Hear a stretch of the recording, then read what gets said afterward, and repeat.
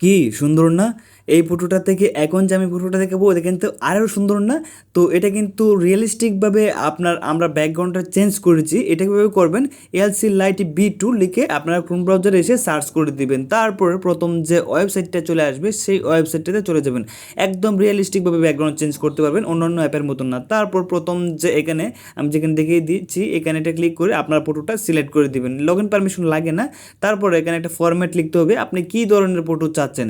তো আমি এখানে font of the Burj Khalifa, তো এরকম আপনারা যে কোনো জায়গা দিতে পারেন, যে কোনো কিছু। তারপর একদম নিচের দিকে স্ক্রল করবেন, অনেকক্ষণ স্ক্রল করার পর এখান থেকে রানে দেখতে পাচ্ছেন, জাস্ট রানে একটা ক্লিক করে দিবেন। তারপরে এখান থেকে দেখতে পাচ্ছেন এটা হচ্ছে ওয়ার্নিং চলছে, কিছুক্ষণ যাবে আর এখানে 39.9 সেকেন্ড সময় লাগবে বলছে।